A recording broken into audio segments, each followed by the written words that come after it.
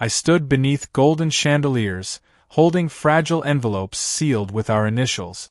Every glimmer above echoed anticipation, delicate promises stitched into lace-draped futures. Her laughter, Kira's, always resonated through corridors like sunlight glancing off marble floors. I worshipped every syllable, convinced fate sculpted her specifically for me. 3 years earlier, we collided during an art exhibit downtown. She mistook me for the curator. I lied, saying I was. That fib blossomed into inside jokes, late-night rooftop dinners, kisses exchanged in moonlight's hush. Quickly, those casual touches transformed into soul-bonding gestures. Eventually, I proposed beneath falling cherry blossoms. She said yes with tears trailing down flushed cheeks. Friends applauded our love. Family blessed us. Strangers envied our chemistry. Nothing, absolutely nothing, prepared me for the moment I saw her betrayal. 1 week before sacred vows, I visited our venue for final walkthrough. Florists fluttered around arranging peonies. I arrived early, clutching a black leather planner, notes scribbled across pages documenting napkin folds, chair placement, playlist order. Kira hadn't answered texts that morning, odd considering her obsession with perfection. That's when I saw them. I wasn't supposed to. They stood just beyond sheer curtains separating bridal rooms from reception space. She held another man, his back toward me, laughing in that same melodic cadence she'd gifted me countless times. Then she kissed him. Not friendly, not platonic, passionate, hungry, devouring. My spine froze, fingertips numbed. Planner fell, soundless. I couldn't move. I didn't even blink. She leaned closer, whispered something into his collarbone. He grinned. Turn. My breath shattered.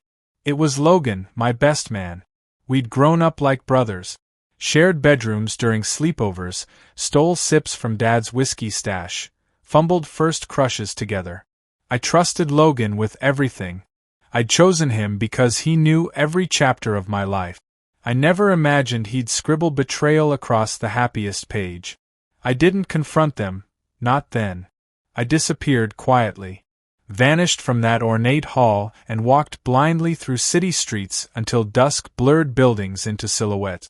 Rage, sorrow, humiliation, each emotion warred for dominance. What do you do when your heart gets punctured days before forever? Back home, I stared at engagement photos. Her smile mocked me now. I replayed conversations, scanned memories for clues. Had there been signs? Flirtation I ignored? Secret rendezvous hiding in plain sight? That night I didn't sleep. Whiskey replaced food. Music filled silence. Eventually, I grabbed my phone and scrolled through Kira's messages. Nothing. Just her usual sweetness, emojis, wedding talk. Then curiosity shoved me into dangerous territory. I opened Logan's Instagram. Buried between scenic hikes and gym selfies was a photo from 2 months ago. A mountain cabin. Logan captioned it, "Best weekend in years." Kira wasn't tagged. But someone had snapped that photo. And tucked behind curtain edges inside the window frame, a shadow. Female. Familiar. I knew. It had started months ago. Maybe longer. The worst part? I still loved her. God help me, I wanted to pretend it never happened. To marry her anyway. Maybe she'd stop. Maybe he meant nothing. Maybe weddings fix broken people. But I knew I couldn't unsee what I saw. I needed answers. And I needed revenge. Sunlight pierced slanted blinds as I lay sprawled across cold sheets, mind replaying her kiss with him like cursed cinema. Each frame tighter, crueler, hotter. I hated how vividly it burned, her fingers tracing his chest, his hands gripping her waist. I shouldn't have watched, but I had. I still wore the same clothes, crumpled like my trust. My tongue tasted stale regrets. Kira texted me that morning, "Can't wait to see you tonight, babe. Last dress fitting. Red heart." My stomach twisted. That message wasn't from someone feeling guilty. She was pretending. Like everything. I replied simply, "Can't wait to see you either. Let the play begin." I spent the day rehearsing smiles, forging calmness. Inside, I sharpened bitterness like a blade. When I entered her apartment later, candles flickered. She greeted me wearing silk robes, her hair undone, perfume thick as lies. She kissed me. I kissed back harder. "Missed you," she murmured, melting against me. "Prove it," I growled. We tore into each other. The bed barely caught us. Clothes scattered like ashes. She moaned my name over and over, thinking she still owned me. I made sure every touch burned. I wanted her dizzy, guilty, ashamed, though she didn't know why. Afterward, she curled beside me. "You've been distant lately." I laughed. "Wedding stress." She stroked my chest. "We're gonna be amazing together." I stared at the ceiling. Her fingers drifted south again. Heat flared. God, even in fury, my body craved her. I made love to her again, this time gentler, slower. Watching her close her eyes, I imagined Logan doing the same. Did she moan for him like this? Bite her lip that way? That night, I left quietly while she slept, breath soft, lips swollen. Like nothing had changed. Back home, I began planning the unthinkable. I needed confirmation, undeniable proof. Emotion wasn't enough. So I followed Logan. He jogged every morning through Riverside Park. I tailed him one Thursday, hoodie drawn, headphones in pretending disinterest. Mid-run, he paused, texting. Smiled. 5 minutes later, Kira appeared across the street, sunglasses masking guilt. She slid into his car. I approached just close enough, took a photo. Him at the wheel. Her laughing, holding his hand. Perfect. The next step was more difficult, pretending I was still blind. Over the following days, I acted normal. I complimented her flowers. I helped my mother choose her outfit. I sent groomsmen gift. Logan helped me rehearse my vows, looking into my eyes like nothing haunted him. I should have punched him. Instead, I smiled. The night before the wedding, we held the rehearsal dinner at a vineyard. Candles danced across every table. Laughter filled the air. I gave a toast. People clapped. I watched Kira beam, Logan standing beside her. Everyone assumed love filled that space. I knew better. After speeches, Logan approached, patting my shoulder. "Proud of you, man. You ready?" I sipped wine. "More than ever." His eyes flicked sideways. "She's a lucky girl." I nodded. "We both are." He grinned, oblivious. I fantasized about throwing my glass at him. Instead, I offered more wine. He accepted. Let the traitor drink. Later that evening, Kira and I sat alone under string lights wrapped around vineyard posts. She leaned into me. "I can't believe it's finally happening." I stroked her arm. "Tomorrow, everything changes." She smiled, blinking slow. "You okay?" "Never better." I kissed her forehead. I already knew what tomorrow would bring. And it wouldn't be vows. It would be war. Dawn arrived, cruelly beautiful. Skies glowed pink. Birds dared sing. Somewhere, wind rustled dresses through bridal suites while guests ironed ties, polished shoes, scribbled congratulations. Every corner of the estate buzzed with anticipation. I sat alone in the groom's lounge, sipping bourbon instead of water, watching bow ties twist in slow motion through my mind. Outside, oak trees stood like silent witnesses. Kira's cousin, Natalie, poked her head inside. "You ready, handsome?" I grinned. "Born for it." She winked and disappeared, leaving the scent of vanilla perfume behind her. I stared at my reflection. My tux fit perfectly. Hair precise. Smile trained. Yet beneath that exterior, a storm churned. I didn't want closure. I wanted carnage. Minutes passed. The coordinator knocked, signaling time. I walked slowly, every step deliberate, rehearsed not for romance, but revenge. Guests filled antique pews facing the lakefront arch, white petals dusted the aisle. Musicians plucked strings in soft harmonies. My mother cried softly in the front row, dabbing eyes with a silk handkerchief. Logan stood beside me, straightening his cufflinks. "Ready to become a husband?" he whispered. I looked him in the eye. "You have no idea." Then, music shifted. Strings swelled. Heads turned. She appeared. Kira. Veiled. Radiant. Glowing like betrayal wrapped in ivory.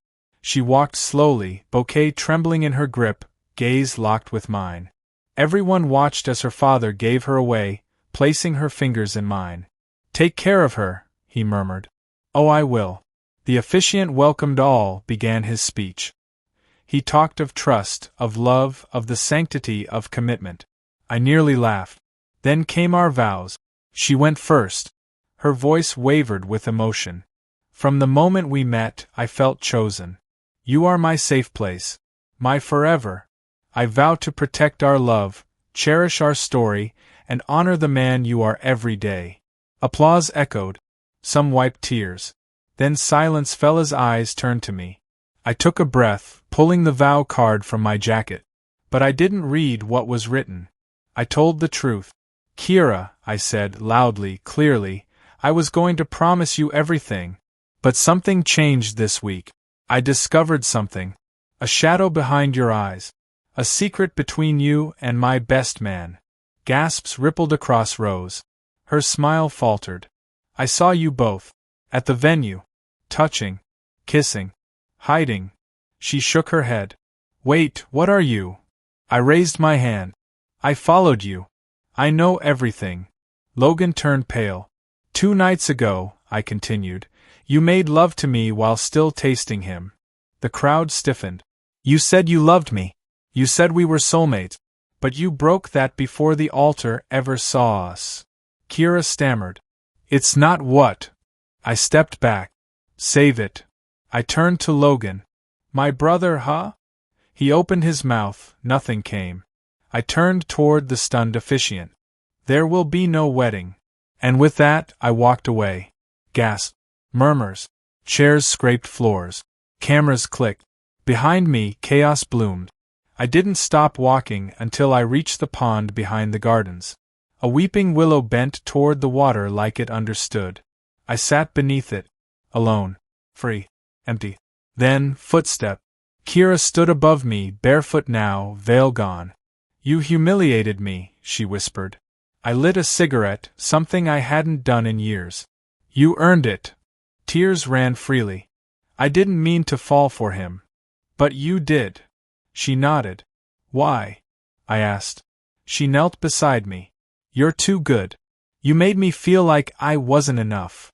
"That's not an excuse." "I know." Silence. The scent of her perfume still clung to my jacket. Even now, she was beautiful. Wreckage always had a strange allure. "Do you still love me?" she asked. "I think I'll always love you," I said honestly. "But not enough to forget." She leaned in. Our lips almost met. Instinct screamed. Body betrayed. I pulled away. "You don't get to taste me anymore." She sobbed quietly. Then she stood and left. I stayed. And as sun dipped behind clouds, I felt something break open inside. Not pain. Not hate. Peace. 2 days passed. Rain painted my apartment windows, long rivulets tracing forgotten promises down fogged glass. The tuxedo still lay draped across the sofa, wrinkled, abandoned. My phone pulsed intermittently, flooding with messages. Curiosity, sympathy, judgment. I read none of them. I hadn't slept since the ceremony. I didn't dream anymore. But strangely, I didn't ache either. I was reborn. One act of brutal truth had shattered everything, yet left something cleaner behind. My doorbell rang late that evening. I opened it barefoot, shirtless, hair wild. Logan stood outside, soaked, expression hollow. "I deserve this," he muttered, voice barely above the thunder behind him. I said nothing. Let him sweat. He stepped forward. "I wasn't supposed to love her." I leaned on the frame. "But you did." "I didn't plan it. Didn't stop it either." Silence. "You're not who I thought you were," I said coldly. "And she wasn't either." "She said you'd never forgive me," he whispered. "I haven't." He swallowed hard. "I'm sorry." I shut the door. The next week blurred by. Kira flew to Florence, supposedly for clarity. Her sister texted, asking if I wanted the ring back. I told her to pawn it. I wandered art museums alone, retracing the steps that started it all. I stood in front of that same painting, blues swirling into reds, chaos disguised as movement. The place where Kira and I first met. Back then, I saw beauty. Now I only saw warning. One night, I met someone. A stranger named Elise. Sharp eyes. Confident walk. Laughter like piano keys. Strong, unexpected. We collided inside a bookstore, reached for the same poetry volume. She smirked, handed it to me, and bought me coffee instead. We didn't talk about pain. We didn't mention weddings. Instead, we argued over Neruda, traded jokes about terrible exes, and fell into each other's rhythm. Our first kiss wasn't gentle. It was violent, full of survival and fury, two wounded souls testing trust. She bit my lip. I held her tighter. We spent the night together. It wasn't love. It was defiance. But it felt like oxygen. Months later, I received a handwritten letter. Kira. No return address. I watched the video. Everyone has a version of the story. Mine doesn't matter anymore. I broke the one man who loved me fully. I won't ask forgiveness. I just hope you're healing. We burned beautifully. K. I didn't cry. I smiled. Not because I missed her, but because closure finally whispered its goodbye. Now, every Sunday, Elise and I walk along the boardwalk. Sometimes we hold hands. Sometimes we don't. She never asks about the wedding. I never bring up rings. But once, as we shared a bottle of red beneath a fading sun, she leaned close and asked, "Would you do it all over again? With her?" I stared at the waves. "No," I said. "But I'd still need her to break me, to find this version of me." Elise nodded. "Sometimes we have to fall apart, just to be rebuilt by fire." We kissed. Not out of desperation. Out of something new. Hope. And just like that, the man who once stood at the altar, shattered, was finally free.